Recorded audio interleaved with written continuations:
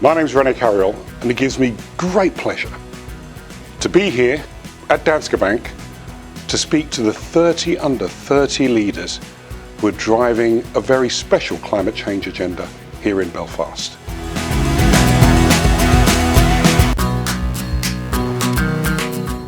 As you know, nothing is done without the core leadership. And what we've seen in all the work I'm doing coaching chief executives around the world is the biggest gap we see when it comes to inclusive leadership is actually it's not gender, it's not faith, it's not LGBTQ, it's generations. This is a very special younger generation, an extremely special younger generation. Better educated, better travelled, more tech savvy, more joined up, more socially aware, and totally inclusive. It's my privilege to work with them this morning, and here's the message. You're never too young to lead, you're never too old to learn.